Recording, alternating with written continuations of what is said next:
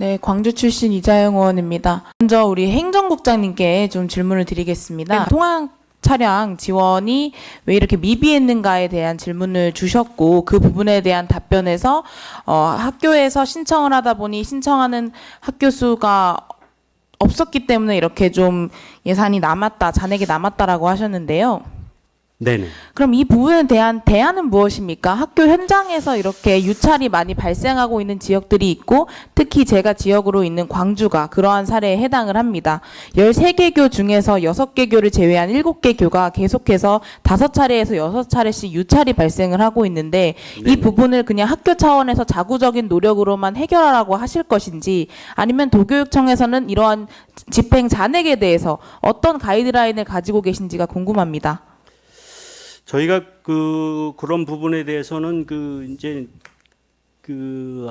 지역별로 이제 도심 같은 경우는 뭐 저희가 배정되는 금액에 맞출 수 있지만은 이제 좀 열악한 좀 농촌 지역이나 이런 부분들에 대해서는 아무래도 이제 그 부분, 계약 부분에 대한 금액이 높기 때문에 그런 부분에 대해서 좀 차등적으로 좀 더 지원이 될 수 있는 방안을 찾아야 될 것 같습니다. 그래서 효과적으로 계약이 이루어질 수 있도록 지금 학생들 입장에서 그 지역의 통학버스가 원활히 진행될 수 있도록 금액을 좀 일률적인 금액을 지원해 주는 게 아니라 그 지역의 여건에 맞도록 좀 차등적으로 지원해 줄 필요가 있다. 그리고 거기에 대해서도 저희가 생각을 하고 있습니다. 그래서 그런 부분에 대한 요구가 들어오면은 거기에 맞춰서 예산을 지원할 예정입니다.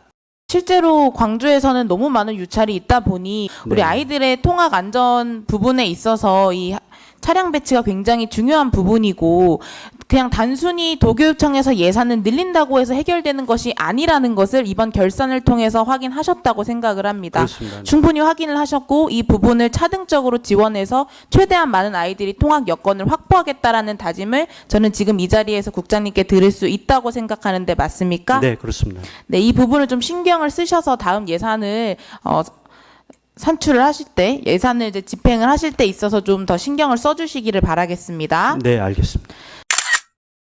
광주 출신 이자영 의원입니다. 저는 집행부에 좀 여쭤보겠습니다. 님, 지금 현행 조례에는 통학 차량에 임차 통학버스도 있고 통학 택시도 있네요. 저희 특히 광주가 네. 31개 시군 중에서 가장 유찰률이 높은 그렇습니다. 지역이잖아요. 네. 그래서 저는 항상 경기도교육청에서 나름대로의 버스 운송업체와도 소통을 하고 있지만 잘 들어오지 않는다, 유찰이 많이 된다, 뭐 지리적인 여건 때문에 어렵다, 이런 답변만 주셔서 통학택시가 안 되는 줄 알았거든요.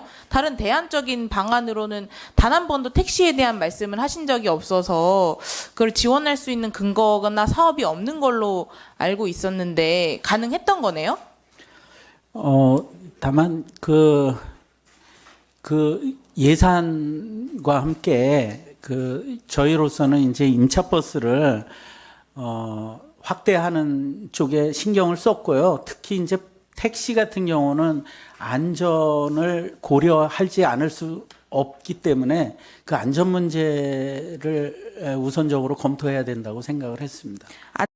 수요가 없어서 통학택시를 안 했다라고 하면 어느 정도 합리적인 근거라고 생각을 하는데, 명분이라고. 근데 통학버스에 대한 수요는 계속 있고, 하지만 이런 부분에 있어서 입찰을 경기도교육청이 책임져주지 못하는 부분이 있으면 여러 가지 안전 문제를 보완해서라도 통학택시를 가용을 많이 했어야 되는 거 아닌가요? 수요 조사 자체를 저희가 신경을 못 쓴 점을 인정하고요. 지금부터라도 수요가 적정 규모로 나온다고 한다면 그 안전 문제를 포함해서 적극 검토해 보도록 하겠습니다. 이제 우리가 이번에 우리 존경하는 김광민 의원님께서 조례를 이제 개정을 하시게 되면 한정면허 순환버스 운영을 가능하게 되는 건데, 사실상 지자체의 경기도교육청이 어느 정도 보조금을 지원해 주는 거죠? 네, 그렇습니다. 그러면 학생들에게 돌아갈 수 있는 직접적인 혜택은 사실상 없는 거죠. 왜냐하면 금액을 직접적으로 버스 운송업체에 지급을 해야 되는 걸로 알고 있는데요. 네, 지금 현재는 한정 면허 버스가 특정 노선을 운행하기 때문에 그 버스 회사 입장으로서는 그 손해가 발생할 수 있는데 그 부분에 대해서는 지자체와 또 교육청이 일정 비율을 분담해 가지고 내주고 있고, 학생에게는 다만 그 마을 버스 요금에 해당하는 950원 그 요금을 받고 있습니다. 한정면허 버스가 다니는 노선은 마을 버스도 없을 뿐만 아니라 교통비가 그 이상 훨씬 많이 든다고 생각되는 부분이므로 실제적으로 학생에게도 많은 혜택이 있다고 판단되고 있습니다.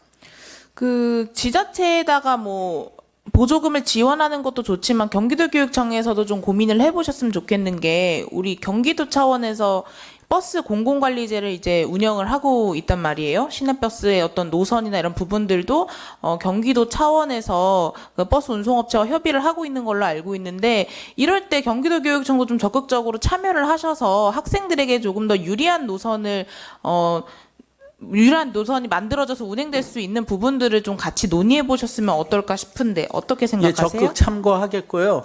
이 과정에서 학생들이 그 한정면허 통학 순환버스의 최대 장점이라고 한다면 통학 시간이 많이 단축된다는 점이거든요. 그렇기 때문에 특히 교통이 열악한 지역을 중심으로 해서 노선이 학생에게 유리하게 편성될 수 있도록 적극 협의해 나가도록 하겠습니다. 네, 저는 그 보조금을 지원을 해주는 건 좋은데 지자체에 제가 걱정하는 건 뭐냐면 지자체에다가 돈을 주려고 했더니 지자체가 거부해서 안 받았어요. 그래서 우리가 해결을 못합니다. 라는 게 경기도교육청의 관행적인 답변이 될까봐 그런 부분을 우려를 하는 거고, 적극적인 교육행정을 좀 펼쳐주시기를 당부드리겠습니다. 네. 네, 감사합니다. 이상입니다.